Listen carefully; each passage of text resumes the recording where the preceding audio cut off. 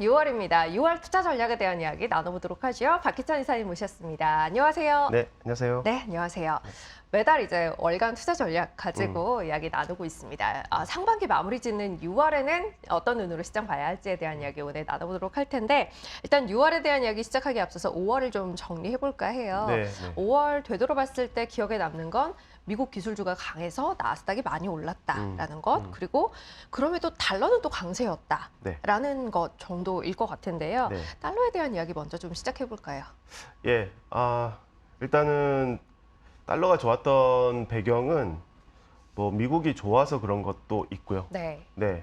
그다음에 주변국들이 조금 나빠져서 그런 것도 있습니다. 일단은 나빠진 것들에 대한 포인트부터 먼저 네, 한번 네. 정리해 드릴게요. 우리 이제 지난해 그 연말 이후에 유럽 경제 지표의 회복세를 갖다 우리가 좀 확인을 했었어요. 네. 예, 그리고 유럽 증시가 굉장히 좋았었고 유로화도 강세를 보여왔습니다. 예, 근데 5월 달 들어서 유로존 경제 지표가 조금 약화되는 지표들이 몇 개가 관찰이 됐어요. 예, 그러면서 이제 유로존의 유로화가 좀 꺾이기 시작하는 분위기가 있습니다. 유로존 증시 모멘텀도 좀 약화되기 시작을 했어요. 네. 네. 그리고 논란의 중국. 중국도 데이터가 조금 제조업 중심으로 해서 꺾이는 모양새가 네. 지금 나타나고 있고요. 그와 더불어서 위안화가 일단은 약세 기조가 유로화 대비해서는 조금 더 선명하게 진행되고 있습니다. 유럽은 금리 인상 부담이 좀 누적되고 있는 상황이고요. 중국은 조금 더 다른 문제들이 많이 중첩되어 있는 상황으로 보입니다. 어떤 문제들이 있는지 조금 더 봤으면 네. 좋겠어요. 중국 분위기. 우리 이제 중국에 대해서 뭐 3중고, 4중고 이런 식으로 표현을 해요. 네. 우리 이제 3중고라고 얘기할 때 일단은 대표적으로 부채 문제. 네. 예, 중국의 비금융 부채가 GDP의 300%에 달합니다. 예, 미국이 250%인 거 대비해서 굉장히 많죠. 네. 그리고 부동산 약세의 네. 이슈가 있어요. 그리고 또 하나는 인구가 감소하고 있습니다. 네, 그래서 이런 3중고가 있는 상황에서 추가적인 하나의 문제는 미국의 견제가 심하다는 거죠. 네.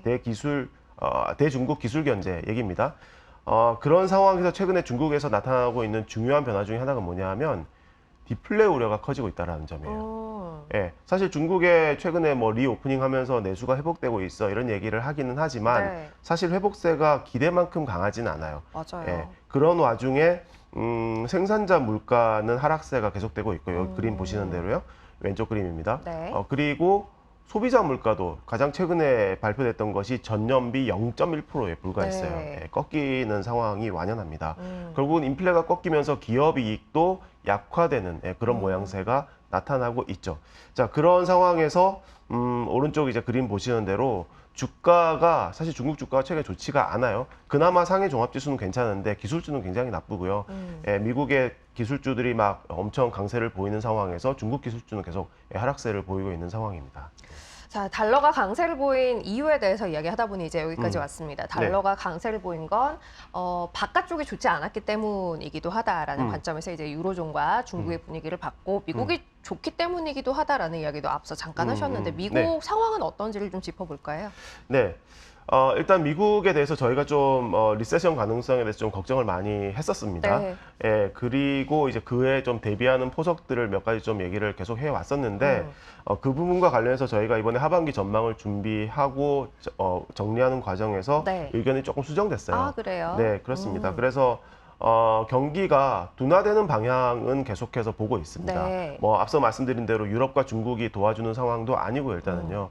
예, 경기는 둔화되는 방향인데 다만 기업들의 어닝 상황이라든지 또는 우리가 이제 걱정했던 은행권 상황을 네. 생각해 봤을 때 하반기 내에 빠르게 리세션이 올 가능성은 조금 많이 줄었다고 보고 있어요. 예, 그래서 하반기에 좀 완만한 경기 둔화 정도가 아니겠느냐라고 보여지고 네. 특히 이제 미국 경기에 있어서 지금 가장 강한 부분이 일자리 상황이지 않습니까? 네. 근데 이제 여기 이제 그림에서도 나와 있습니다만 왼쪽 그림인데 기업들의 이익 마진 수준이 지금 보시는 대로 1970년대 이후로는 가장 높은 수준이고 네. 잘 안 꺾이고 있어요. 예, 주황색 선이죠. 그렇습니다. 예, 이런 상황에서 뭐 일자리를 조금 줄인다는 움직임들이 있긴 합니다만 미국 경제에서 전방위적으로 일자리의 축소가 가파르게 진행될 가능성은 낮아 보인다라고 평가할 수 있을 것 같아요. 네, 네. 예, 그래서 올해 하반기 중에는 꽤 일자리 상황이 버텨가면서 리세션 가능성을 낮춰주게 되는 방향이 아니겠느냐라고 보여지고요. 그다음에 은행권 상황은 딜레버리지가 진행되고 있다라고 말씀드릴 수는 있는데 네. 그게 뭐 속도가 그렇게 가파르지 않아요. 그래서 이것도 역시 마찬가지로 현재로서는 좀 이제 안정화된 부분으로 말씀드릴 수 있겠고, 물론 이제 이 부분은 여전히 모니터링이 좀 필요한 상황이다라는 네. 정도로 보시면 될 것 같아요. 네. 사실 이제 은행 위기, 은행권에서의 스트레스가 부각되면서 리세션 가능성이 이제 속도를 좀 더해서 가팔라지지 않을까라는 걱정을 했었습니다만, 네. 은행권의 디레버리지 되는 이제 속도를 봤을 때는 현재 상황에서는 조금은 생각했던 것보다 안정적이다라는 네. 것이고, 뭐 그로 인해서 그리고 이제 고용 시장의 분위기도 추가적으로 더 급격히 악화될 가능성은 낮아 보인다라는 관점에서 리세션 가능성은 많이 낮게 볼 수 있지 않을까라는 이야기를 주신 것 같아요. 그러면 이 안에서 저희는 여전히 미국을 봐야 한다라는 결론으로 귀결이 되는 걸까요? 그렇습니다. 그러니까 이제 좀 이제 말씀드린 대로 좀 여유가 좀 생긴 상황이다라는 네. 것이고요. 이런 상황에서 이제 우리가 주식을 통해서 수익을 창출할 수 있는 기회가 하반기 중에 좀 확보가 될 수 있겠다라는 생각을 할 수 있을 것 같아요. 네. 근데 성장세가 어쨌든 좀 낮아진 것은 또 분명하고, 그러니까 저성장 국면으로 좀 네. 가고 있고 경기가 좀 둔화되는 방향인 것은 또 맞다라고 보여지기 때문에 우리가 이제 이런 상황에서 이제 투자의 대안을 갖다가 막 펼쳐서 가기엔 좀 어렵다라고 네, 여전히 네. 보고는 있습니다. 그래서 일단은 미국 중심으로 좀 압축적으로 갈 필요가 있겠다라는 생각을 하고 있고요. 이런 상황, 그러니까 이런 매크로 상황을 갖다가 우리는 2010년대에 조금 봤었어요. 네. 2010년대가 우리 이제 장기 저성장 국면으로 우리가 네, 표현을 네. 하거든요. 장기 저성장 국면이면서도 특히 이제 경기가 조금 둔화되는 국면에서 이제 항상 나타났던 현상이 뭐냐 하면 신흥국하고 미국 간의 어떤 주가 격차가 벌어지는 거였어요. 네, 네. 그러니까 경기가 좀 좋아질 때는 신흥국 주가도 좋습니다, 사실. 근데 경기가 조금 이제 슬로우해질 때 미국은 버티는 반면에 신흥국 주가는 안 좋았었단 말이에요. 네, 네. 그래서 지금 좀 그런 상황으로 봐야 되지 않겠냐라고 보여지고, 그리고 이제 사실 잘 아시는 대로 이런 국면에서 당연히 이제 돈이 미국으로 쏠리니까 달러는 조금 강해지고요. 네. 그리고 그런 상황을 또 이제 주도했던 것이 결국은 미국의 빅테크입니다. 네, 네. 그림상 이제 오른쪽에 보시면 잘 나와 있지만 2010년대에 미국 주가가 올라갈 때 사실 빅테크 제외한 주식 쪽에서 굉장히 큰 역할을 하진 않았었어요. 그러네요. 빅테크가 엄청난 역할을 했었는데, 네, 그러니까 이런 상황에 준해서 현재 상황을 볼 필요가 있겠다라고 저희는 판단하고 있습니다. 일단 뭐 경기가 리세션으로 가진 않는다라는 것이지 아주 가파른 성장을 유지한다라는 건 아니기 때문에 저성장 국면에서는 역시 좀 압축해서 갈 필요가 있다라는 관점에서 지역적으로 미국 그리고 달러에 대한 관심 이야기를 하셨고 빅테크 잠깐 이야기하셨습니다만 여전히 사실 5월에도 굉장히 강했는데 네. 이쪽은 관심 계속 가져야 한다라는 결론인 거네요. 그렇죠. 빅테크 쪽에 집중적인 투자를 해야 되는 상황이다라고 네네. 보여지고요. 물론 이제 이게 시간이 지나면서 조금씩 이제 압축은 해야 될 것 같긴 합니다. 네. 근데 어쨌든 일단 빅테크 중심입니다. 특히 이제 이 빅테크 중심의 장세는 이 3월달 은행 위기 이후에 확실하게 지금 맞아요. 그런 색깔이 강화됐어요. 네. 여기 제가 이제 준비한 그림을 이제 보셔도 나와 있습니다만 사실 3월 초 은행 그러니까 SVB 파산 이후에 주가 흐름을 보면은 사실 대형 성장주만 올라갔지 다른 쪽은 좋지 않아요. 네. 다른 스타일들은 사실 거의 연중 최저 수준까지 지금 그러네요. 떨어져 있는 상황입니다. 완전히 지금 차별화되어 있고요. 네. 그러니까 이제 경기는 어쨌든 좀 둔화되고 성장 기회가 축소되니까 당연히 이제 우리 투자는 확실한 대안 쪽으로 가야 되는데 이 오른쪽 그림 보시는 대로 어떻습니까? 빅테크는 매출액이 회복될 것으로 지금 기대가 되고 있죠. 지금 AI 테마 이런 것들이 이제 상당히 도움이 될 것으로 기대가 되고 반면에 빅테크 제외한 쪽에 있어서는 턴어라운드에 대한 기대감이 크지가 그러네요. 않은 거죠. 네. 그러니까 이런 상황에서 이제 우리가 빅테크 주가가 많이 올랐으니까 다른 쪽으로 좀 펼쳐가자라고 얘기하기가 좀 껄끄러운 그런 상황에 분명하다라고 보여지고 빅테크 중심으로 가고 좀 시간이 지나면 지날수록 이제 빅테크 내에서도 조금씩 더 압축하는 플레이가 네. 필요해질 것으로 보여집니다. 네. 분명히 이제 주가 측면에서 대형 성장 그러니까 빅테크 위주로 많이 오르기는 했습니다만 매출액 성장에 대한 전망을 보더라도 이쪽이 확실히 이제 우위에 있는 상황이기 때문에 네. 이쪽에 대한 관심은 여전히 가져가야 한다라는 이야기인 거고 네. 한국 시장은 어떤지에 대해서 이야기를 좀 해볼게요. 한국도 사실 뭐 반도체 중심으로 그 전에도 배터리 중심으로 네. 올라온 상황인데 네. 이후에는 어떤 그림을 좀 그려볼 수 있을까요? 그러니까 이제 앞서도 제가 이제 한번 말씀드렸지만 2010년대 장기 저성장 국면에서도 이제 특히 이제 경기가 둔화되는 국면에서 신흥국 주가가 별로 안 좋았다고 말씀드리지 네. 않았습니까? 한국 주식도 그런 맥락에서 일단 저희는 판단을 하고 있어요. 기본적으로. 예, 그래서 주가 지수의 전체적인 관점에서 큰 기회가 있다라고 생각되지는 않고요. 네. 예, 한국 주식 역시 마찬가지로 압축적으로 가야 된다라고 보고 있습니다. 그 압축하는 대상에 이제 우리 시장에서 가장 많이 이제 관심을 받고 있는 부분이 바로 일단은 2차 전지 배터리 네, 쪽이고 네. 그 다음에 이제 최근에 주가가 상당히 강세를 보였던 엔터테인먼트 쪽이죠. 그 다음에 굉장히 화려하진 않지만 그래도 꾸준히 이제 강세를 보여왔던 것이 이제 자동차입니다. 네. 사실 다른 쪽 수출이 굉장히 나쁜 상황에서 자동차 수출은 올해 굉장히 이제 화랑세를 지금 보이고 네. 있는 상황이다 보니까 이렇게 이제 일단은 압축적으로 가실 필요가 있겠다라고 말씀을 드리겠고요. 여기서 이제 우리의 관심사는 이제 한국도 IT 반도체 쪽이죠. 그렇죠. AI 테마하고 연관돼서 최근에 네. 이제 우리 뭐 SK 하이닉스가 뭐 엔비디아의 어떤 뭐 실적 초강세 국면에서 수혜를 볼 수 있다 이런 네, 기대감들이 네. 좀 약간 섞여 있는 상황에서 이제 그런 부분이 좀 논란의 여지가 있는 상황으로 보여집니다. 네. 논란의 여지라고 하면 IT 반도체에 대해서는 뭐 지금 5월의 분위기를 쭉 갖고 가기는 좀 쉽지 않다라는 관점에서 이야기를 하시는 건가요? 사실 시장에서는 이런 기대감이 좀 큰 것 같아요. 일단 하반기 턴어라운드에 대한 기대감이 기본적으로 있는 상황입니다. 네. 그리고 앞서 말씀드렸던 이 배터리 또는 엔터테인먼트 자동차들이 각각 또 약점이 다 있어요. 네. 그러니까 뭐 2차 전지 너무 많이 달렸다. 그렇죠. 엔터테인먼트는 시가총액이 너무 적으니까 네, 네. 당연히 대안으로서 맞아요. 부족하다. 그리고 자동차는 피크아웃 아니냐. 뭐 이런 식의 이제 논란들이 다 많단 말이에요. 그러니까 이제 우리가 IT 반도체를 이제 봐야 된다라는 것이고 그런 걸로 인해서 이제 일단 마켓의 센티멘트는 엔비디아 주가 보면서 우리 한국 IT 반도체도 조금 이제 주가의 추가적인 랠리를 좀 기대하는 움직임은 전 있을 수 있다고 보고 네, 있습니다. 일단은 네. 예, 그건 이제 마켓의 얘기고요. 제가 보는 펀더멘탈 관점에서의 얘기는 업황의 실질적인 개선은 생각보다 더 느릴 것이다라고 저는 계속 강조를 합니다.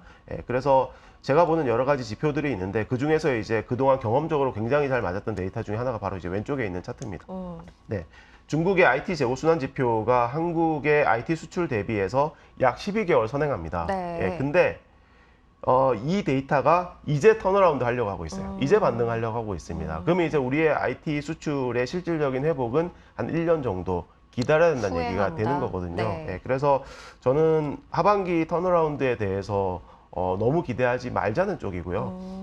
뭐 엔비디아 효과가 물론 이제 한국의 IT 업계에도 반도체 업계에도 좀 기회가 되는 것은 사실이겠으나 그게 이제 매출 구성상 비중상 대단히 크지 않을 수 있기 때문에 네, 네. 저는 이제 어쨌든 펀더멘탈 상으로는 여전히 조심해야 될 필요성은 여전히 남아 있다라고 판단을 하고 있습니다. 네. 엔비디아 뭐 열풍에 힘입은 센티멘트의 개선 정도는 추가적으로 조금 더 기대할 수 있겠으나 펀더멘탈을 보면 사실 아직은 조금 이르다라는 네. 생각도 든다라는 네. 이야기 주신 것 같아요. 네. 알겠습니다. 자, 이제 미국의 주식 그리고 한국의 주식 이 투자 전략에 대해서 어떤 관점에서 봐야 할지 간단하게 이야기를 좀 들어봤는데 종합적인 전략을 좀 짜볼까요?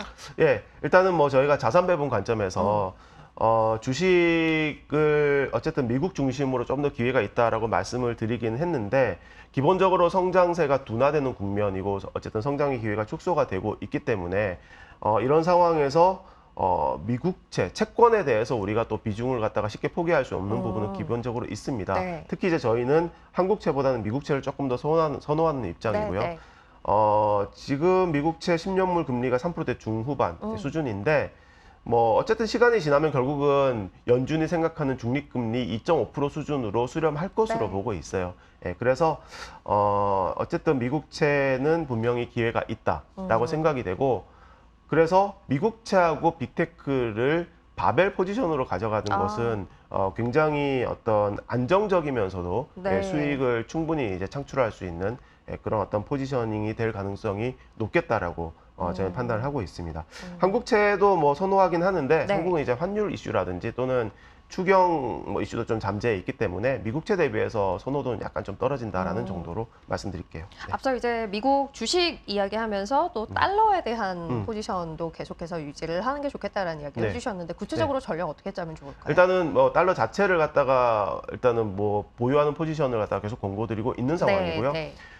강달러가 조금 더 전개된다고 할 때 파생적으로 생각할 수 있는 포지션들이 좀 있는 것 같아요. 예, 그래서 우리가 보통 강달러라고 한다면은 일단은 금이 약해지지 않겠냐는 생각을 쉽게 할 수 있죠. 네. 예, 그 다음에 또 하나는 최근에 주식시장의 화두 중에 하나는 일본 증시가 너무 세다. 33년 만에 고점이더라고요. 네, 그렇습니다. 네. 근데 일본 증시가 센 여러 가지 이유가 있긴 합니다만 그 중에서 역시 1번은 엔화 약세라고 봐요. 네. 예, 뭐 그 추가적으로 뭐 IT 관련된 기지가 뭐 일본으로 옮겨와 뭐 이런 얘기가 좀 있긴 합니다만 일단 저는 가장 중요한 것이 엔화 약세라고 보는데 네. 결국은 엔화 약세 다른 얘기는 결국 달러 강세이기도 한 거죠. 그리고 이제 일본의 통화 정책이 어쨌든 여전히 긴축을 시도하지 않는 가장 완화적인 정책 기조이기 때문에 그러니까 현재 통화 정책 기조상 엔화 약세가 조금 더 이어질 수 있다라고 보여집니다. 그래서 결국은 달러 강세에 기반을 둔 파생적인 어떤 전략으로서 일본 증시 롱 그리고 네. 금에 대해서 약간의 숏 포지션을 갖다가 동시에 구축하는 것은 꽤 이제 괜찮은 어떤 성과를 줄 수 있는 전략이 될 수 있다고 보고 있습니다. 네. 해서 이제 정리하자면 미국 주식 그리고 일본 주식 또 미국채 달러에 대한 롱 포지션에 대한 이야기를 오늘 주신 것 같아요. 네. 정리해서 이제 추천 ETF 포트폴리오 저희 매달 제시를 해드리고 있으니까요. 네. 거기에는 어떤 것들이 녹아 있는지 좀 확인해 볼까요? 네, 일단 저희가 이제 시장에 대한 의견이 조금 이제 수정이 되면서 추천 포트폴리오, ETF 포트폴리오에도 약간의 변화가 있습니다. 네. 일단은 코어 쪽에서는 코어 에셋에서는 큰 변화는 없는데 일단은 이제 저변동성 ETF 계속 남겨놨고요. 네. 주식 쪽에서는 그 대신에 배당 성장 쪽은 일단 이번에 제외를 했습니다. 빠졌어요. 네. 세틀라이트 쪽에 다른 걸 좀 집어넣었고요. 그 다음에 코어 인컴 쪽에서는 선진국 회사채 네. 계속 유지를 했습니다. 그리고 세틀라이트 쪽에서 저희가 이번에 중국을 제외했고요. 아까 말씀드린 대로 디플레이 우려를 네. 좀 생각해서 일단 신뢰도 있는 어떤 투자 대상이라고 생각되지는 않습니다. 그리고 저희가 로보틱스 AI를 계속 갖고 가고 있는데 네, 보츠를 계속 갖고 가고 요즘 있는데 굉장히 좋아요.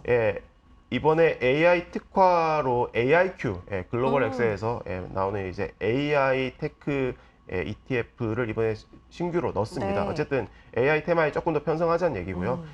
그 다음에 제일 아랫줄 보시면 고배당 리츠, 네. 글로벌 엑스 슈퍼 디비던드 리츠를 갖다가 이번에 신규로 넣습니다.